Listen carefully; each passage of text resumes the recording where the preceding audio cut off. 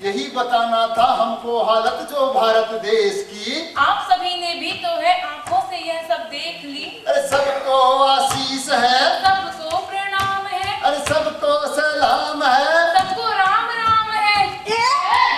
जाते कहाँ नाटक दिखावा जाना हुआ।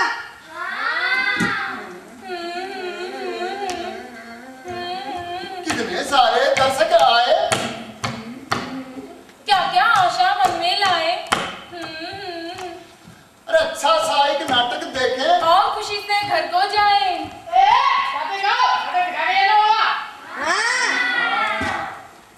विक्की नाटक तो हम शुरू करें पर करें अकेले क्या। नाटक तो हम शुरू करें पर करें अकेले क्या। अरे तुम ही सारे हो कलाकार, अरे तुम ही सारे हो कलाकार। अरे तुम ही सारे हो कलाकार, बैठे रहोगे क्या रे। नाटक शुरू करें कैसे, हम नाटक शुरू करें कैसे। यमराज कौन बनेगा, किस्मती कौन बनेगा। साधु उपकारी, साधु हिम्मती हम बनेंगे, नेकी राम, सितारा देवी। हम बनेंगे, हम बनेंगे, हम बनेंगे, हम बनेंगे, हम बनेंगे, हम बनेंगे, हम बनेंगे, हम बनेंगे, हम बनेंगे, हम बनेंगे, हम बनेंगे, हम बनेंगे, हम बनेंगे, हम बनेंगे, हम बनेंगे, हम बनेंगे, हम बनेंगे। ठहरो रे ठहरो। नाटक शुरू करने से पहले यमराज भजन तो कर लो रे, यमराज भजन तो कर लो। नाटक शुरू करने से पहले यमराज भजन तो कर लो रे, यमराज भजन तो कर लो।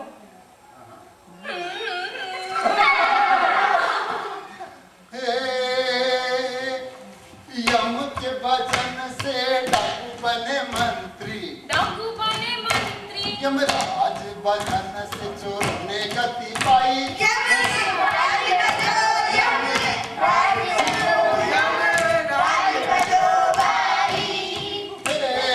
यम के भजन से तस्कर छूटे जेल से, तस्कर छूटे जेल से। अब रातियों की खुशहाली आई। सही है ना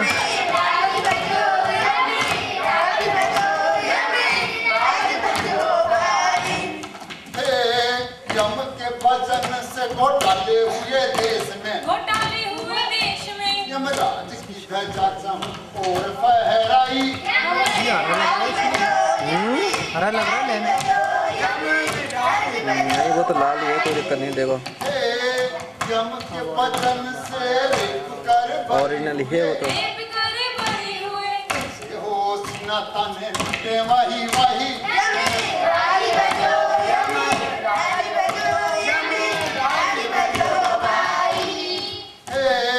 यम के भजन से सिद्धांत टूटे सबके, सिद्धांत टूटे सबके। यम के भजन से संस्कृति ठिठुराई।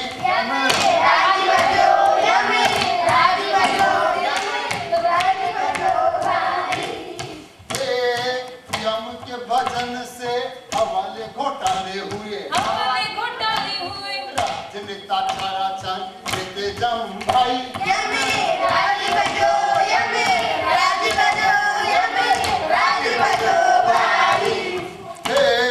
यम के भजन से रिश्वत खोर खुले घूमे, रिश्वतखोर खुले घूमे। मेरे प्रिय देश की हुई बदली।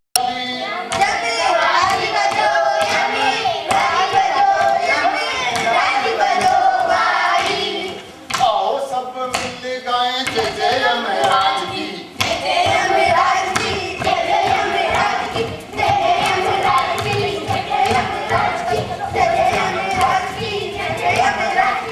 बोले रे मारो राजा जेंटलमैन बाणियों, अंग्रेजी में बोले रे। फिर क्या हुआ भैया? अरे फिर मेरे गांव की बात बता रहा हूँ। एक मेरे जैसा था, कम पढ़ा लिखा आदमी, लेकिन अंग्रेजी फटाफट बोलता था मेरे जैसा। तो एक बार क्या हुआ, वो गांव में एक बार अपनी भाई को पिक्चर दिखाने लगा शहर में। तो वो क्या हुआ, पहली बार पिक्चर देखने गई थी। वो क्या कल्पना करती है कि पिक्चर पे तस्वीरें कैसी आती हैं। तो वहां से वो सोचती है वहां से क्यों आती, तो वो यूं सोच रही है, वो उसको कहती है अरे या मटका कासा मुंडा में से आके लोग लुगाई रे मारो राजा बंतल में बाहुनियों। बड़े बाबू देख रहे बड़ा डरपोक है, क्या करेंगे बड़े बाबू, हमारा ईमानदार है वे और हम तो जानता ही है कि यमराज जी से पहले से ही सेटिंग है अपनी। धरती पर वो एक राज्य के मुख्यमंत्री थे और मैं एक अफसर था, अफसर। अच्छा, अभी मैं सोचूं कि तो बड़े बाबू से डरता क्यों नहीं, लेकिन भैया तू तो जानता ही है अभी मेरा प्रोबेशन पीरियड होने में कुछ दिन बाकी है, फिर मैं रावण बन जाऊंगा, रावण। अबे क्या उस जमीन के एक छोटे से राक्षस का नाम ले लिया? क्यों भैया, रावण तो बहुत बड़ा राक्षस आया था। जब कोई व्यक्ति जमीन में दुष्ट का काम करता है तो उसे रावण की उपमा दी जाती है। अरे कारी, अभी तू नया नया आया है जमीन से भैया, ये यमलोक है, यमलोक। और यहाँ का तेरे मेरे जैसा एक एक कर्मचारी कई सौ रावणों से गुणी और महाबली है। महाबलियों की जय हो। भाई लोगों, मैं एक ईमानदार और गरीब आदमी हूँ। आप लोगों ने मुझे स्वर्ग में बंद कर रखा है। बड़े बाबू तो कह रहे थे कि मुझे स्वर्ग मिलना था, फिर आप लोगों ने मुझे क्यों नरक में पटक रखा है? मुझ पर मेहरबानी कर दो भैया, मुझे स्वर्ग में पहुंचा दो भैया। अच्छा, स्वर्ग में जाएगा? अरे उस दिन नहीं कहा था तुझे, जब तू पहले दिन ही आया था कि भैया हमारे यमराज जी मुख्यमंत्री थे जमीन पर, उनकी आदतें कुछ राजनीतिक हैं, दस्तूरी जी तूने था। कैसे दस्तूरी साहब, मैं तो तब भी नहीं समझा था और अब भी नहीं समझा। सब समझ जाएगा बच्चू, सब समझ जाएगा। पहले दिन तो कह रहा था बाबू मुझे स्वर्ग मिलेगा, स्वर्ग। मैंने जमीन पर कोई गलत काम नहीं किया, बड़ा ईमानदार था और मेरी फाइल साफ सुथरी थी। चल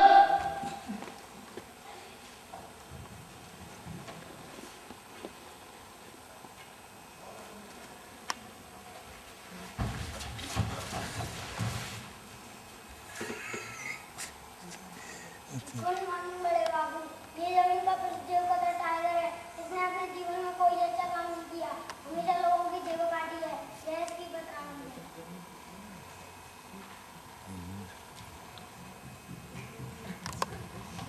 जेब कतरा, बेईमान, हुर्रे! मिलेगा उनको माल। ये तो है अपना मेहमान।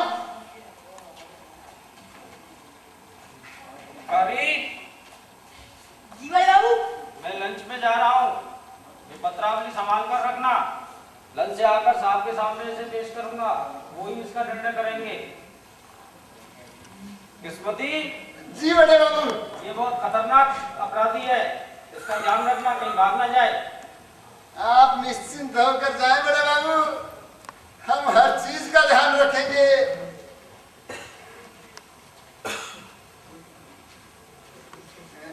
क्या हो दोस्त, कैसे हो? घबरा नहीं टाइगर, हम भी जेब कतरे। जी मैं कुछ समझा नहीं। देखो टाइगर, जमीन पर तुमने लोगों की जेबें काटी हैं, तो ये तो मानना ही पड़ेगा कि तुम इस कला में प्रवीण हो। अब तुम्हारी पत्रावली में ये सारी बातें साफ साफ लिखी हुई हैं। और अब लंच के बाद बड़े बाबू अपनी रिपोर्ट के साथ तुम्हारी पत्रावली साहब को पेश करेंगे। और तुम्हें नर्क मिलेगा, नर्क। सोचो तो, सुबह पढ़ेंगे कौड़ा, दिन भर चक्की पीसनी पड़ेगी और रात को काठ में दे दी जाओ। हाँ, तुम्हें स्वर्ग भी मिल सकता है। मैं कुछ ये समझा पता नहीं। था, मेरे साथ न्याय जरूर होगा। आप लोग मुझे स्वर्ग में पहुंचा दोगे। बस चल रही ईमानदार खटीचक, ये मुंह और मसूर की दाल। ये तो हम इस नए मेहमान से कह रहे हैं। मैं कुछ समझा नहीं। देखो टाइगर, जमीन पर तुम अपराधी गिरोह के लिए काम करते थे, अब तुम वहां पर जो थानेदार के साथ किया करते थे ना जमीन पर, वही हमारे साथ किया करोगे। जमीन का थानेदार यहाँ है हवलदार। अच्छा ये बात है।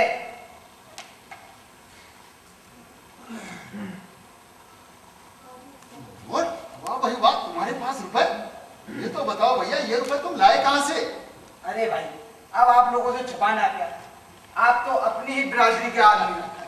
भैया ये पैसे मैंने उस दूध की जेब से काट कर पार किए हैं जो दूध मुझे यहाँ लेकर आया था। भैया इससे क्या होगा, यहाँ पर परसेंटेज के हिसाब चलता है। जैसे इसमें से 50% हिस्सा यमराज जी को जाएगा। अब तुम ही बताओ 25% में हमारा क्या गुजारा होगा। अरे वाह मेरे हीरो, तुम तो बड़े काम के आदमी निकले। देखो टाइगर, इधर आओ। आते क्या? जमीन पर तुम लोगों की जेबें काटा करते थे, अब तुम यहाँ पर हमारे लिए काम करोगे। तुम रोजाना इन सब लोगों की जेबें काटोगे और उससे प्राप्त राशि हमें दोगे। जो हुक्म का आप लोगों का, पर मुझे स्वर्ग तो मिल जाएगा ना भैया। अरे भैया, बड़े भैया ने जो कह दिया वो लोहे की लकीर है। पर बड़े बाबू की रिपोर्ट का क्या होगा? सुना है ये बड़े ईमानदार और सिद्धांतवादी आदमी है। अरे तुम चिंता मत करो, इस तरह की समस्याओं से निपटने के लिए हमारे पास अलग अलग तरह के कई नुस्खे हैं। जय यमराज जी के साहब लोगों। अरे आओ आओ नेकी राम आओ, बड़े मौके पर आए भाई। उपकारी टाइगर की फाइल तो लाना जरा। समझ गया साहब, सब समझ गया। बताइए कौन कौन सी मोहर लगानी है? Police station. क्यों क्या हुआ? भैया जगह का नाम नहीं दिख रहा। अरे नीचे थानाधिकारी की मोहर लगी होगी, उसमें लिखा होगा जगह का नाम। भैया कुछ समझ में नहीं आ रहा, झिलमिल सा हो रहा है। कोई बात नहीं साहब, तजुर्बेकार आदमी हूँ, यहाँ तक ऐसे दिन नहीं आएगा। यानी कि हुआ वो नकल मान गए, निकला तुम्हें मान गए। मानेंगे कैसे नहीं साहब, जमीन पर ही सब लोग मानते थे। भैया सेशन कोर्ट के बाहर तुम्हारी मोहर बनाने की खड़ी थी। बड़े बड़े अफसर लोग हमसे इस प्रकार की सेवा लेते थे। यार देखने में तो बच्चे लगते हो। अरे भैया आज के जमाने में बच्चे क्या नहीं कर सकते। बच्चे बड़े बड़े हथियार कारखाने चला रहे हैं, बम बना रहे हैं, और मैं मोहर क्यों नहीं बना सकता? अब इनसे क्या छिपा है? ये जमीन पर बड़े थानाधिकारी थे, कई मोहरें बनाई थी उन्होंने मुझसे। बड़े बड़े जज और वकील मुझसे इस तरह सेवा लेते थे और मुंह मांगी कीमत मिलती थी मुझे वहाँ पर। अरे ठीक है यार, तू अपना काम कर रहे नहीं खिलाफ यार। उपकारी पढ़ना तो देखे, क्या लिखा थानाधिकारी के इस पत्र में? भैया इसमें लिखा है कि टाइगर इस इलाके का बहुत बड़ा जेब कतरा है और इसके खिलाफ विभिन्न थानों में सैकड़े आपराधिक मामले दर्ज हैं। टाइगर ने यहाँ के नागरिकों का जीना दुर्भर कर रखा है। अरे ऐसा करो, ये भी क्या याद रखेगा, साहब की दराज में कुछ छपे हुए फार्म है, निकाला होगा। भैया ये तो मेरे को एडवांस में रखे है। अरे वाह भाई वाह, ऐसा करो इसमें नाम की खाली जगह पर टाइगर का नाम लिखो। लिख दिया टाइगर। अब इसे पढ़ो। मैं थाना अधिकारी टाइगर की सामाजिक सेवा और पुलिस प्रशासन के सहयोग देने के एवज में यह प्रशंसा पत्र जारी करता हूँ। टाइगर इस शहर का बहुत ही शरीफ और ईमानदार नागरिक है। इसने शहर के बदमाशों और जेब कतरों को पकड़वाने में पुलिस की सहायता की है। इस सहायता में इसका बहुत बड़ा योगदान रहा है। अरे वाह भाई वाह, और तो नहीं देख रहा हूँ। हाँ साहब, इमरजेंसी केस में क्या देर लगती है? या लाल कल लगा ठप्पा और कर इस टाइगर का उद्धार। मान गए साहब, मान गए। ऐसा करिश्मा तो पृथ्वी पर भी कभी नहीं देखा।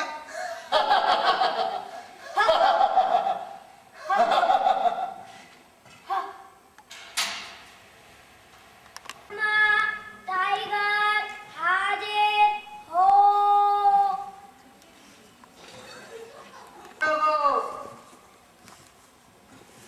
अरे बाबू क्या केस है इनका? उसमें दूर लगा रखे हैं। पत्रावली के शुरू में ग्रीन शीट लगा रखी है। ये अपराधी धरती के एक प्रमुख शहर का बहुत ही खतरनाक मुजरिम और जेब कतरा था। इसने वहाँ के शरीफ और ईमानदार लोगों का जीना दुर्भर कर रखा था महाराज। अरे बाबू जो आप कह रहे हैं क्या वाकई ठीक है? हाँ महाराज। आपके पास इस बात का कोई सबूत है? हाँ महाराज, एक साधु महात्मा इस बात के गवाह हैं। उन्हें गवाहों के कटघरे में खड़ा किया जाए। आत्मा साधु हाजिर हो। जय जय जय राम, जय सिया राम, जय जय जय राम, जय सिया राम, जय जय जय राम, जय सिया राम, जय जय जय राम, जय सिया राम, जय जय जय राम, जय सिया राम, जय जय राम, जय सिया राम, जय जय जय राम।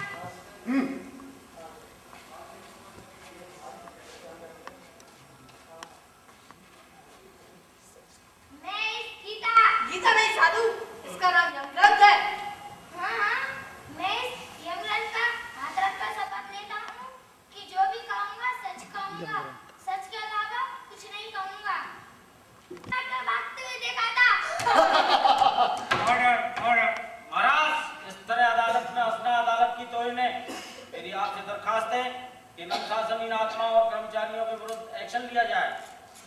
भाई बड़े बाबू, हंसी तो हमें भी आ रही है।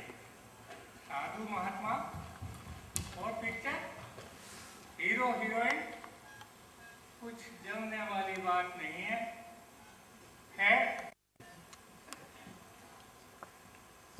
आगे चलिए। महाराज, मैं जो भी कहता हूँ सत्य वचन है। सत्य वचन है। महाराज, ये अदालत है या पिक्चर हॉल? गवाह को अपनी सफाई देने का मौका देना चाहिए।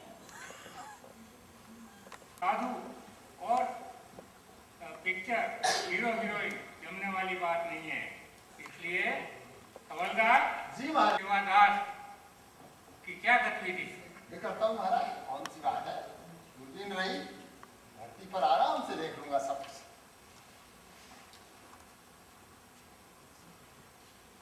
वाह महाराज वाह, सब कुछ दिख रहा है महाराज। क्या दिख रहा है हवलदार? जरा खुलासा करके कहो। महाराज ये पिक्चर हॉल दिखाई दे रहा, जिसके सामने गोल गोल सीढ़ियां हैं। 40-45 सीढ़ियां चढ़कर ऊपर एक गोल बरामदा है, जिसके अगल बगल में 2 टिकट खिड़कियां हैं। अब एक साधु वेशधारी किसी के साथ पिक्चर हॉल की सीढ़ियां चढ़ रहा है महाराज। महाराज, मैं कह नहीं रहा था, मेरा चुनाव मेरे बताए हुए आदर्शों पर चल रहा है। और मुझे जो धार्मिक पिक्चरें देखने का शौक था, मेरे चेलों को अब भी है महाराज। हवलदार, जरा पता करो कि क्या वो वाकई धार्मिक पिक्चर है? महाराज, अब वो साधु वेशधारी घूम कर खड़े हो गए हैं। उनके साथ में एक चंद्रमुखी साध्वी भी है महाराज। अच्छा, हाँ महाराज, ऐसी सुंदरता मैं कभी देखी न सुनी।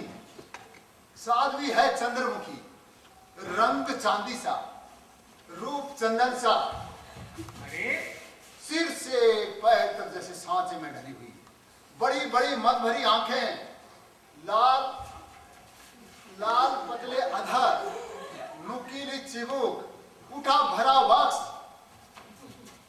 पतली बल खाती कमर, लंबी बाहें।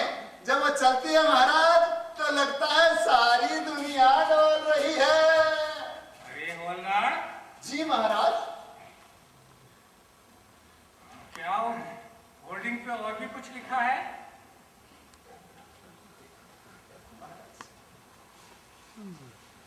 महाराज, होर्डिंग पर पिक्चर का नाम तो कुछ समझ में नहीं आ रहा। क्यों भैया, अब तक तो सब समझ में आ रहा था। चलो, प्रोबेशन पीरियड खत्म नहीं हुआ, कहीं कहीं करने लगा। लेकिन महाराज, पिक्चर हॉल के होर्डिंग पर अंग्रेजी का एक बहुत बड़ा ए लिखा हुआ है। और क्या हवलदार?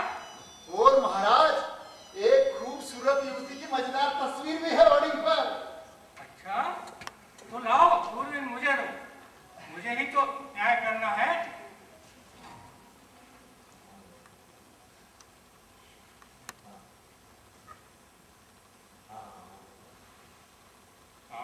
वाह भाई वाह, तो बड़ी खूबसूरत तस्वीर है। महाराज, वो हमारे यहीं की एक अपराधी आत्मा की तस्वीर है। अच्छा, हमारे यहाँ ऐसी ऐसी आत्माएं भी हैं।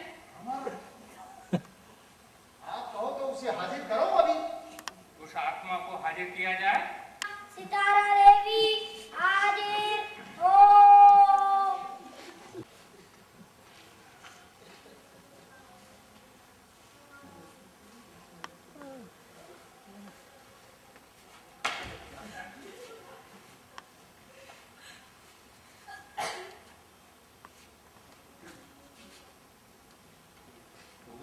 होल्डिंग वाली तस्वीर से मिलती जुलती है।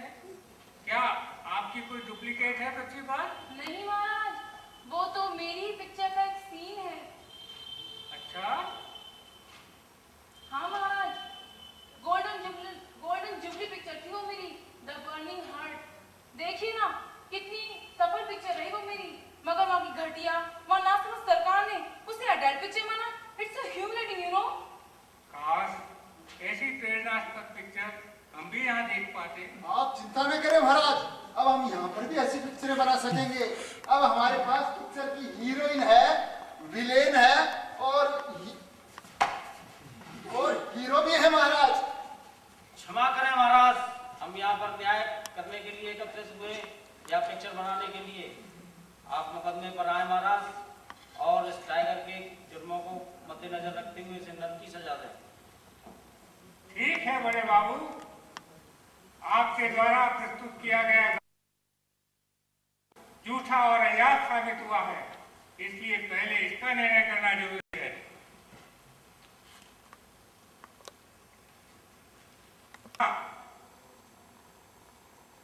अय्याशी अपने चेले के साथ करने और भोली भाली किशोरियों को बहलाने, मादक पिक्चरें देखने के जुर्म में साधु को नरक की सजा देते हैं। हवलदार जी महाराज। ले जाओ इसे और नरक की काल कोठरी में डालो। आजा भैया। चलिए साधु महाराज।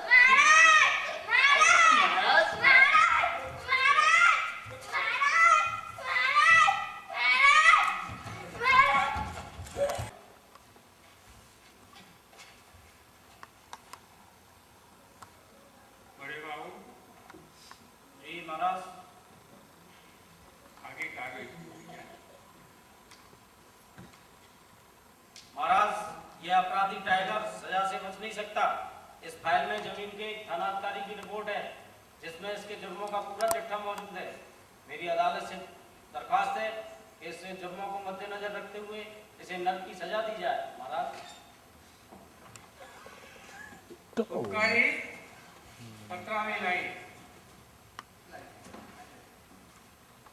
कोई उल्टी सीधी ला देगा।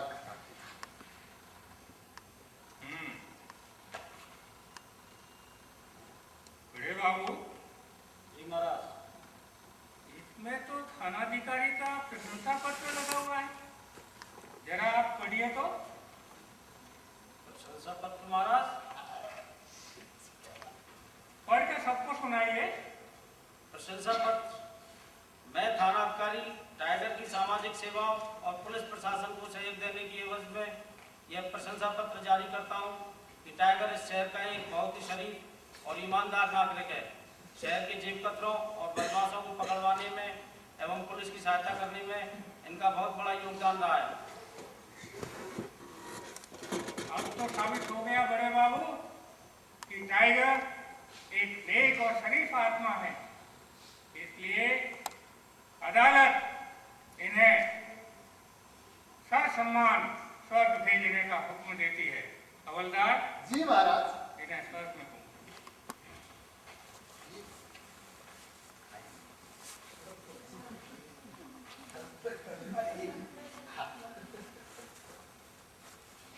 गुड मॉर्निंग बड़े बाबू।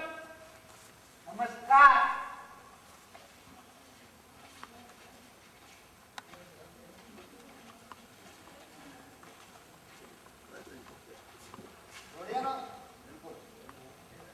हवलदार जी महाराज। दूसरा केस हाजिर किया जाए। महाराज मेरी आपसे दरखास्त है भोलाराम के केस पर पुनर्विचार कर लिया जाए। ठीक है। भैया भोलाराम इधर से ला, पुनर्विचार होगा इसका। तुम ही भोलाराम हो? हाँ हुजूर, मैं भी भोलाराम हूँ। इसका हाँ, बड़े बाबू, क्या केस है इसका? महाराज ये व्यक्ति जमीन का एक ईमानदार और कर्मठ जीव रहा है। इसने अपना पूरा जीवन सदा गरीबी में काटा है और अपने परिवार को चलाने के लिए सदा कोल्हू के बैल की तरह फिरता रहा है। और इसने गांव में साहूकार से कर्ज भी लिया था जिसकी सूद बराबर चुकाता रहा है। इसके ईमानदारी के चर्चे गांव में आज भी मौजूद है। महाराज मेरी अदालत से दरखास्त है कि इसको स्वर्ग में स्थान दिया जाए। अब मान लो कि हम तुम्हें स्वर्ग में भेज देते और तुमको खाने को बहुत अच्छे अच्छे व्यंजन और स्वर्ग की सब सुख सुविधाएं मिलेगी। बताओ तुमको कैसा लगेगा? बहुत अच्छा लगेगा हजूर, आत्मा को बड़ा सुकून मिलेगा। हाँ, फिर अगर किसी के गलत पैरवी से हम तुम्हें स्वर्ग से निकालकर नरक में डाल दें तो बताओ तुमको कैसा लगेगा? बहुत अच्छा नहीं लगेगा हजूर, मैं कभी भी सुखी नहीं रह पाऊंगा। मेरी आत्मा को बहुत पीड़ा पहुंचेगी और यह मेरे साथ बहुत बड़ा अन्याय होगा। हाँ, तो लो भाई, भोला राम ने स्वयं ही न्याय कर दिया। अब देखिए, धरती पर जिन आत्माओं ने कभी दुख तकलीफ नहीं देखी हो और यहाँ पर हम उनको स्वर्ग की जगह नरक में डाल दें तो बताओ भोला राम उनकी आत्माओं को कितने कष्ट पहुंचेगा? बहुत कष्ट पहुंचेगा महाराज। हाँ, लो भाई, भोला राम ने बिल्कुल न्याय कर दिया। तो बड़े बाबू, हमारा निर्णय न्याय संगत एवं नीति सम्मत है।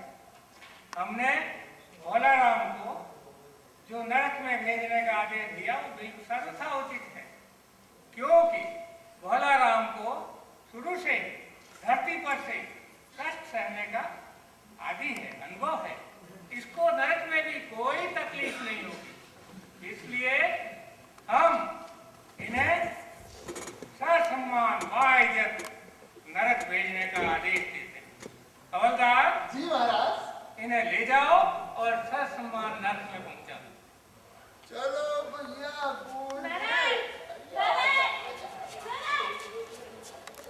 बहुत ज्यादा केस हो गए। अदालत का कल कर नहीं, एक केस की सुनवाई और कर। ज्यादा हो? हाँ मान। बहुत ज्यादा हो? हाँ मान। ठीक है, आज समय हो गया, इसलिए अदालत को कल तक के लिए मुलतवी किया जाता है। सितारा देवी हाजिर हो।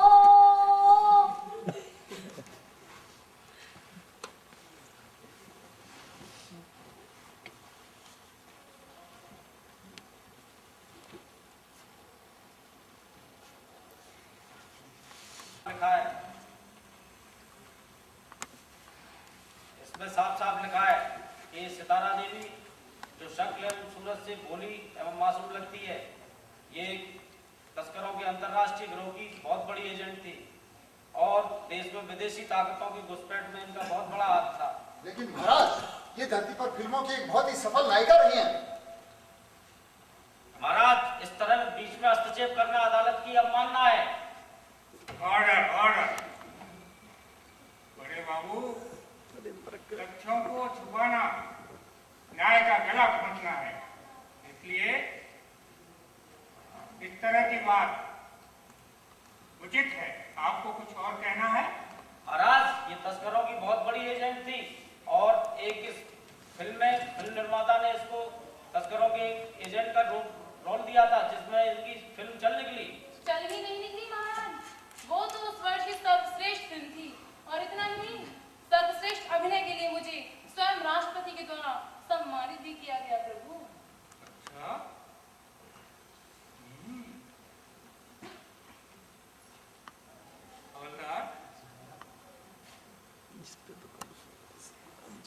प्रभु, धरती पर तो मेरे ऑटोग्राफ लेने वालों की लाइन लगी रहती है।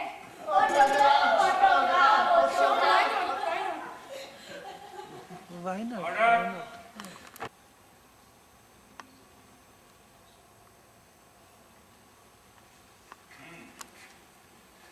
ठीक है, आपकी पैरवी भी ठीक है।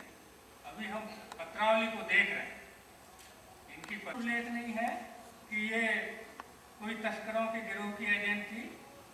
देखिए ना, हाँ महाराज, पत्रावली में साफ लिखा है, इसमें तो ये लिखा है महाराज, साफ लिखा है महाराज। संगीत और नृत्य की अहमियत देखिए, आप देखिए, ऐसा लिखा है, बीड़ियां लगी हुई है। हाँ। खाली थोड़ी है ये कोई। नहीं नहीं महाराज, लेकिन इनको नृत्य एवं संगीत तो बिल्कुल भी नहीं आता है। नहीं महाराज, मैं संगीत, नृत्य व कला में निपुण हूँ और स्वर्ग की अप्सरा उर्वशी से भी अधिक सुंदर, रूपशी व अधिक सीनियर हूँ प्रभु। अच्छा, तो बड़े बाबू जी महाराज, आपने देख सर्टिफिकेट कोई जाली थोड़ी है, बाजार में बिकता है क्या? ये AA में है, इसलिए मैं इनकी कला से बहुत प्रभावित हूँ। मांगिए देवी, आपको क्या मांगना है? प्रभु, मैं तो आपके चरणों में ही रहना चाहती हूँ। मुझे तो आप स्वर्ग की अप्सरा उर्वशी के समान ही रूपसी के रूप में नर्तकी के पद पर नियुक्त करें महाराज। तथास्तु।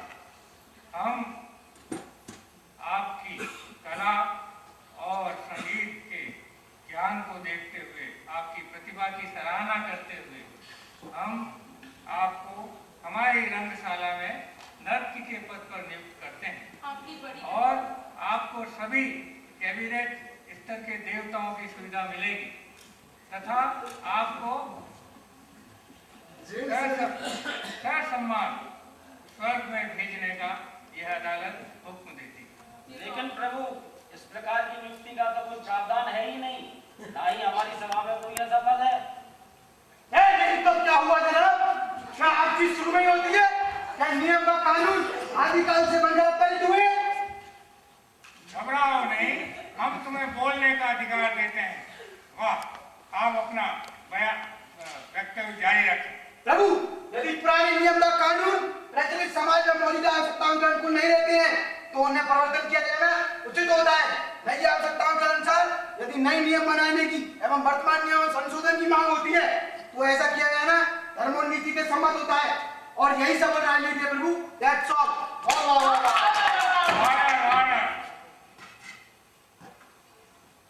इसलिए हम इनको सितारा देवी को ससम्मान स्वर्ग भेजने का आदेश। हाँ, इनका क्या केस है बड़े बाबा? प्रभु, इनका भी केस है। तो आपने पहले क्यों नहीं प्रस्तुत किया है? महाराज, इनका केस पहले पेश कर दिया था। तो फिर क्या बात हो गई? अच्छा, कोई बात नहीं। अब आप इनका जो है केस प्रस्तुत कीजिए। महाराज, ये धरती का एक बहुत खतरनाक किस्म का डकैत है। इसने अपनी बंदूक से सैकड़ों लोगों की जान ली है और असंख्य लोगों को लूटा है। इसलिए इसको नर्क में भेजने की कृपा करें। और महाराज, कुछ राजनीतिक दलों ने मौके का फायदा उठा करके इसको संसद सदस्य का टिकट दिलवा दिया था और विजयी होकर ये संसद में पहुंच गया। महाराज, मेरी चुनावी जीत एक रिकॉर्ड था, रिकॉर्ड। मैंने अपने प्रतिद्वंदी को 2 लाख वोटों से शिकस्त दी थी महाराज। अच्छा? हाँ महाराज। महाराज, ये इंसान नहीं, खूनी भेड़िया है। महाराज, ये इंसान नहीं, खूनी भेड़िया है। मेरी अदालत से दरखास्त है कि इसको नर्क में भेजा जाए। ठीक है बड़े बाबू। जी महाराज। आप इतने वर्षों तक मेरे साथ रहकर भी न्याय करना नहीं सीख पाए। आपको पता है, स्वर्ग में सीटें बहुत सीमित हैं और हम अपनी विवेक बुद्धि से उन्हीं को स्वर्ग में भेजते हैं जिनको। लेकिन महाराज, यह खूनी है, डाकू है और इसने अपनी बंदूक से सैकड़ों लोगों की जान ली है महाराज। ठीक है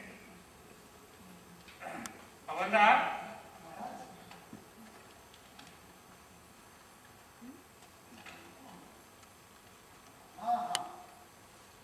स्वर्ग से? हाँ साहब, आपने याद दिलाई थी ना मीटिंग वाली बात। साहब तो व्यस्त हैं, मैं बात करा दूँ। हेलो। हाँ प्रभु, ठीक है, अभी मैं अपने नुमाइंदे को भेजता हूँ। हवलदार। नहीं रह जाए महाराज। नहीं नहीं, मैं आता हूँ, तू संभाल लेना। इनको यमलोक का रक्षा मंत्री नियुक्त करते हैं। महाराज की जय हो। महाराज की जय हो। तथा सर्वसम्मति से हम इन्हें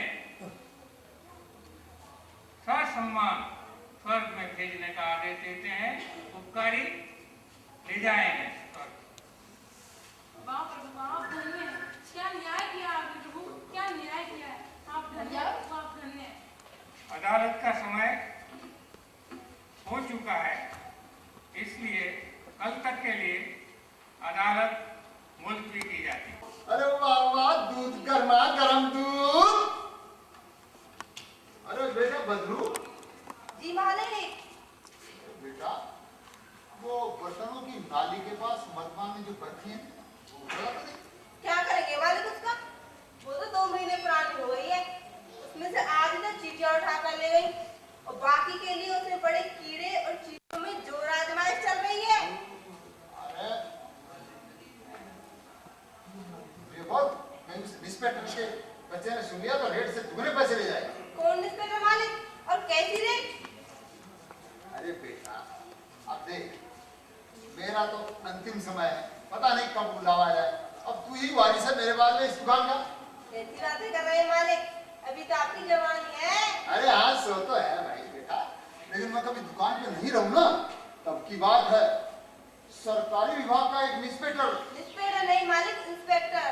अरे अरे हाँ यार वही रे, तू कह रहा है वो हर महीने हमारी दुकान का निरीक्षण करने आ जाए। ये तो अच्छी बात है मालिक, इससे तो दुकान की इमेज बढ़ती है। अरे इमेज बढ़ने की तो ये जेब तो करती है ना। कैसे मालिक? अरे देख बेटा वो हर महीने आकर के हमसे 500 रुपए ले जाता। क्यों ले आता है मालिक वो 500 रुपए? क्या वो सभी दुकानों से ले आता है? अरे हाँ भाई कह दिया यार, सबसे ले जाता है। अच्छा समझ में आ गई बात। बेचारा सरकार की तरह लेगा भी कैसे? दिन भर तो अपनी ड्यूटी के चक्कर में फील्ड में मारा पड़ता है। वाह मालिक वाह, बड़ी अच्छी तनख्वाह है सब साहब की तो। भाई कैसे? 500 गुणा 3 बराबर 15,000 रुपए प्रति माह, और जहाँ जाए वहाँ दूध मिठाई फ्री। अरे मरवाएगा क्या उस फूड इंस्पेक्टर को ये मिठाइयाँ खिलाकर? कैसे मालिक? अरे मरवाएगा बेटा, फूड इंस्पेक्टर ये मिठाई खाएगा? ठीक है मालिक, माइंड योर बिजनेस। और हाँ, मेरे स्टैंडर्ड का भी अपनी बोलचाल में ध्यान रखा करो। अरे बेटा एक ऐसा है, मेरा बेटा है वो नालायक बेटा, वो MBA कर रहा है। काश वो ये फालतू की डिग्रियों के चक्कर में न पड़कर पांडे जी के लड़के की तरह BA ही कर जाता तो बिरादरी में मेरी नाक ऊंची हो जाती। अरे मालिक, BA के बराबर बीकॉम तो पहले ही पास कर चुका। हाँ, मुझसे कम नंबर जरूर है उसके बीकॉम में। तो तू BA पास है बेटा? हाँ मालिक, और आपके लड़के से ज्यादा परसेंटेज है बीकॉम में। अबे तो साले यहाँ कपलेट क्यों दो रही है फिर? क्या करे मालिक, बूढ़े माता पिताजी ने इस आसाम पढ़ाने के लिए घर तक भेज दिया कि शायद पढ़ लिखकर कोई नौकरी मिल जाए, लेकिन बीकॉम प्रथम श्रेणी से पास होने के बावजूद भी कोई नौकरी नहीं मिली। तो बूढ़े माता पिताजी और अपना पेट भरने के लिए ये सब कुछ मुझे करना पड़ रहा है। और हाँ, आपका वो लड़का MBA नहीं MBA कर रहा है। साले मेरी मजाक उड़ाता, नौकरी से निकाल दूंगा। लेकिन मालिक अभी अभी आपने फूड इंस्पेक्टर वाली बात बताई है ना। अरे बेटा बस वो तो मजाक करी। ठीक है मालिक, माइंड योर बिजनेस। और हाँ, मेरे स्टैंडर्ड का भी अपनी बोलचाल में ध्यान रखा करो। और हाँ, आपका वो लड़का MBA नहीं MBA कर रहा है। अरे हाँ वही रे, तू कह रहा है जो कहता है इससे उसे मार्केटिंग का ज्ञान होगा, बड़े बड़े व्यापार चलाएगा। नारायण का भैया ऐसी डिग्रियों से चलिए गई दुकानदारी। तू देखना अब अंगूठा छाप है, अंगूठा छाप, लेकिन अभी की अभी भेज देंगे सारी की सारी बर्फी, और वो भी डबल दामों में। कैसे मालिक? बेटा दीपावली का त्योहार है, कोई भाव ताव नहीं पूछता, और लाइनें इतनी लंबी लंबी होती है कि कोई क्वालिटी भी नहीं देखता। लेकिन मालिक ऐसा करके तो जहर हो गई, इससे तो आज ही मर जाएंगे।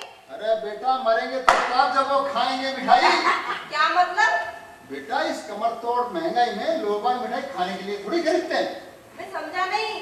बेटा आज की इस महंगाई में बड़े बड़े लोग हैं ना जितने भी, वो मिठाई या तो मिठाई और ठंडे की बोतलें या तो अपने फ्रिज में जमाने के लिए ले जाते हैं, इसलिए कि जब मेहमान आए तो उनके सामने उनकी नुमाइश कर सकें। तो क्या मेहमान हमारी मिठाई खाने से बीमार नहीं पड़ते?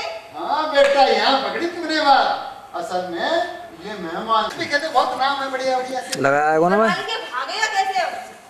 भाषा भाषा के चमत्कार। ये कैसा चमत्कार है ए मेरे मालिक? अबे ओ मैं बैठी है, तू पारी के मुंह पे। मालिक ऊपर नहीं नीचे है। बैगन में ले जा। नमस्कार सेठ जी, कहिए कैसा चल रहा है? आइए इंस्पेक्टर साहब आइए आइए आइए। धन्यवाद हमारे जो इस दीपावली जानते थे क्यों? मौके पे आप बनाए। जानते थे? जो आ जाओ नहीं। काफी दिन हो गए थे सेठ अभी रुक जा, चल मैं बता दूंगा जब प्रोग्राम खत्म हो जाए। चार्जर निकाल ले, चार्जर निकाल लेना, मैं तो बता दूंगा कैसे लगाए वो। रक्षा करना तो हमारा धर्म है, कर्तव्य। ले लीजिए हुजूर, ले लीजिए। अच्छा सेठ साहब, अब हम चलते हैं। ये दीपावली का पर्व आपके व आपके परिवार के लिए मंगल में हो। अच्छा निकाल फटाफट। मिठन से तुम्हें यमराज ने तलब किया है अभी इसी वक्त। कौन हो तुम? मैं एक यमदूत हूँ। डरो नहीं सेठ, तुम्हारा उद्धार हो जबरदस्ती मत गया। करे। कैसे? देखो भाई, तुम्हारे जैसे योग्य, मेहनती एवं अपने फर्ज के प्रति ईमानदार लोगों के लिए ये पृथ्वी उपयुक्त स्थान नहीं है। तो फिर मेरे लिए कौन सा स्थान उपयुक्त है अधिकारी जी? स्वर्गलोक सेठ, स्वर्गलोक चलोगे? है, मुझे स्वर्ग मिल जाएगा। हाँ सेठ, हमारे यमराज तुम्हारी सेवाओं और उसूलों के साथ प्रसन्न हैं। अतः अभी यमलोक में बुलाया है। हाँ, जब जिधर पे है ना, मैंने जो अपनी मेहनत और ईमानदारी से तुम निकल जाएगी। दौलत कमाई है, उसका क्या होगा? मेरा तो इधर को देख ले, इधर को पेन है जो मेरे बाद में इसका उपयोग कर सकते हैं।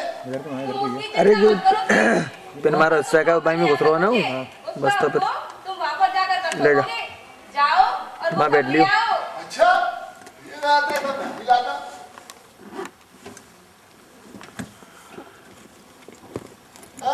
मेरे धन का भी कर सकूंगा। लेकिन फिर अब ये पोटली तुम स्वयं नहीं ले जा सकते, अब इसे हम ही ले जा सकते हैं। और तुम एक आत्मा के रूप में हमारे साथ चलोगे। ले लीजिए हुजूर, ले लीजिए, लेकिन मुझे स्वर्ग तो मिल जाएगा ना? हाँ सेठ, इसीलिए तो हम स्वयं तुम्हें लेने आए हैं। ऐसा करो, तुम आगे आगे चलो और हम पीछे पीछे आते हैं। अच्छा, आ रहा है। गुरु रुमाल उठाइए ना भाई साहब, स्वर्ग मिलेगा। रुमाल उठाइए। गंगा स्नान करने का विचार है। बाबा बाबा बाबा महाराज, क्या उत्तम विचार आया आपके मन में महाराज। गंगा स्नान तो करना ही चाहिए आपको महाराज। बाबा बाबा। लेकिन ननुआ, ये बता कि जाए किस साधन से? साधन साधन साधन साधन साधन साधन। क्यों भाई ननुआ? जी महाराज। हाथी की सवारी कैसी रहेगी? बाबा बाबा बाबा महाराज बाबा, हाथी की सवारी का तो कोई मुकाबला ही नहीं समझ। इतनी बढ़िया सवारी महाराज, या तो अकबर, सलीम आदि बड़े बड़े बादशाह लोग ये हाथी पर सवारी किया करते थे। क्या आप भी करेंगे महाराज? बहुत ही उत्तम विचार आया है आपके मन मंदिर में महाराज। वाह वाह। लेकिन ननुआ सुना है कि हाथी बहुत धीरे धीरे चलता है। महाराज, आप राजा महाराजा हैं, आप कोई गलत थोड़ी सुन सकते हैं। आपने सही सुना होगा। और सुना क्या है, मैं भी यही कहता हूँ महाराज। हाथी धीमे धीमे कई महीने लगा देगा गंगा जी तक पहुंचाने। चैंटी की चाल देख लो या हाथी की चाल, बहुत बेकार सा। तो फिर ननुआ क्या करें? अच्छा ये बता कि जाए किस साधन से? सावधान। क्यों भाई ननुआ? जी महाराज। घोड़े की सवारी कैसी रहेगी? अरे वाह वाह महाराज वाह, घोड़े की सवारी क्या याद दिला जा। टिक टिक टिक टिक टिक टिक टिक। बहुत ही उत्तम सवारी है महाराज। या तो महाराणा प्रताप जैसे बड़े बड़े राजाओं ने चेतक घोड़े पर सवारी करी है, और या आप ही करोगे महाराज। जहाँ भी जाओगे तो शान बन जाएगी। बहुत ही बढ़िया सवारी है। क्या करें? घोड़े की सवारी ऐसी है? हाँ महाराज, लेकिन एक बात है। लेकिन सुना है ननुआ हाँ, कि घोड़े की सवारी पर बैठने से पेट में दर्द हो जाता है। और ये भी सुना है कि उस पर कि घोड़े की सवारी पर दूल्हे जाया करते हैं। महाराज घोड़े की सवारी की बात की आपने। असल में घोड़े की सवारी, आपने ये सारे कुछ आपके विचार है ना, ये सही है आपके। मुझे लगता है घोड़े की सवारी पे अगर आप गिर गए, क्योंकि आपको शायद अनुभव नहीं है, आपने कहा था मेरे को कल घोड़े पे बैठने का। और अगर आपको तो अनुभव है नहीं, और आपने जरा सी एड़ लगाई नहीं कि घोड़ा सरपट चाल से भागने लगेगा, और आप गिरे बिना रहोगे नहीं।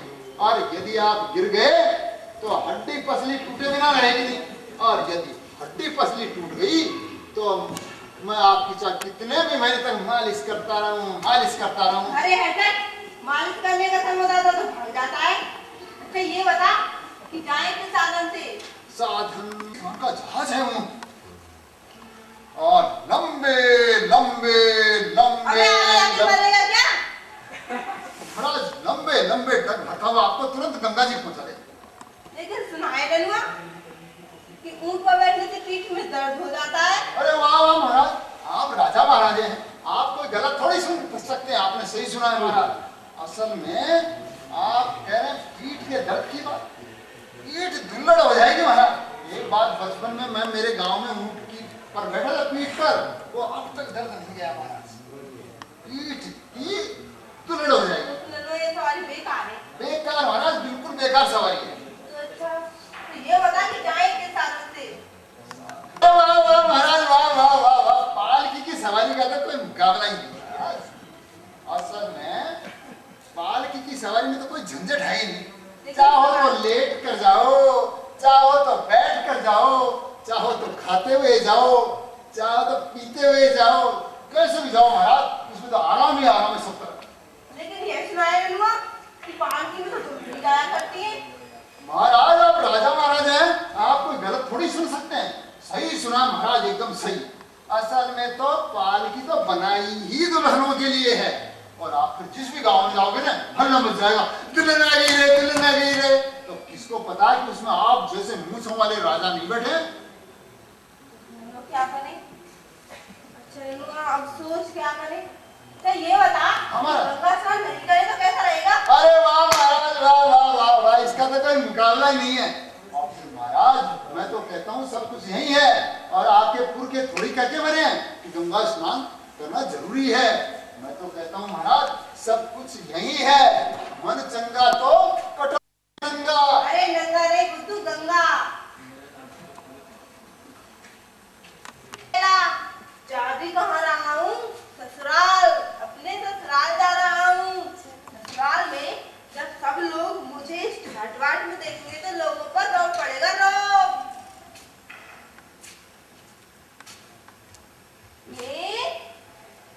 ये तो मेरे सवारी का संकेत है, लेकिन मेरा गांव तो बहुत दूर रह गया, और ये तो ससुराल की सीमा प्रारंभ हो गई है।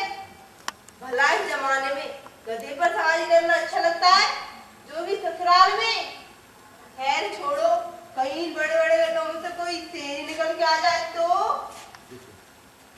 क्षमा करना बंधु, आज मैं जल्दी में हूँ, कल लौटते में तुम्हारी सहायता करूंगा, और ये तो ससुराल जाने का मामला है। 3 ही रोटियां हैं, 1.5 रोटी तुम खा लेना, 1.5 रोटी मैं खा लूंगी, और रोटी खाने के लिए तो आटा ही नहीं है। चलो भाई अब तो काम चलाते हैं, सुबह मैं अनाज ला दूंगा और तुम चक्की से पीस लेना। राम राम ससुर जी, राम राम। अरे आओ आओ दामाद जी, बहुत अच्छे वक्त पर आए, बैठिए। अम्मा जी। जीते रहो बेटा, तुम थके हारे आए हो, अंदर जाकर आराम कर लो, तब तक मैं तुम्हारे लिए खाना लगा के लाती हूँ। ठीक कहा अम्मा जी आपने, भूख तो तगड़ी लगी हुई है। अरे ये नेठल्ला दामाद भी इसी वक्त आना था, अब ये यहाँ पड़ा पड़ा कई दिन तक मौज मनाता रहेगा, और फालतू की डींगे और गप्पे हाँकेगा सो अलग। अरे ये तो बात की बात है, चिंता तो इस बात की है, घर में तो सिर्फ 3 ही रोटियां हैं, अब तो तीनों के हिस्से में 1-1 रोटी आएगी, और रोटी बनाने के लिए तो आटा ही नहीं है। मिल गया, मुसीबत से छुटकारा मिल गया। अरे मुझे भी कुछ बता गया नहीं। देखो भगवान, पहले तुम हम दोनों को 1-1 रोटी परोसना, जब उसे खा चुके तो तीसरी रोटी लाकर पहले मुझे पूछना, बस सब ठीक हो जाए।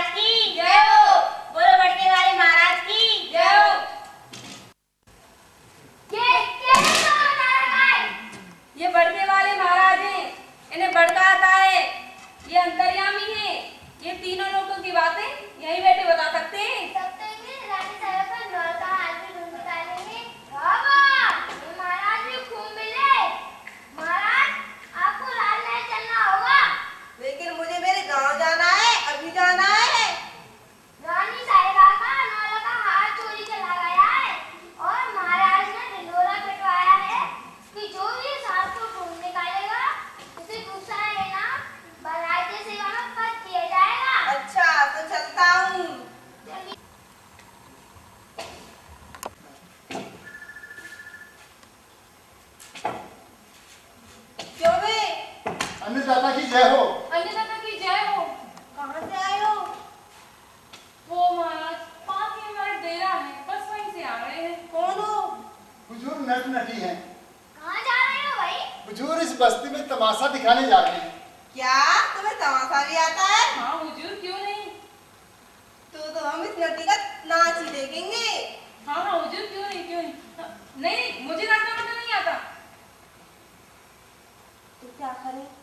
तुम जब वहाँ पे जाया करते थे भेड़ बकरे चराने के लिए, तब तो कुछ करते थे। हाँ महाराज, क्या पुरानी बात याद दिला दी। असल में एक बार की बात बताऊँ आपको।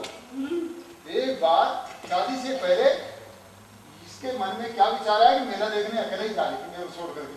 तो मैंने भी सोचा कि मैं भी इसके साथ मेला देखने जाऊं और मौज मस्ती करूं, डॉलर हिंदी में हिंदा हिंदू, शरबत पीऊं, सर्कस देखूं। अच्छा, हाँ। फिर क्या हुआ? और फिर हम मेला देखने गए और वो भी नाचते गाते। तो भाई वाला नाच दिखा दो ना। डोली वाला दिखा दें? हाँ। आप यहाँ इस डोली पे बैठिए, मिट्टी की डोली पे आराम से। हाँ, यहाँ बैठिए और हम वो कहते हैं अभी दिखा देते हैं, चल भाई जरा। और वो कहाँ गए बजाने वाले?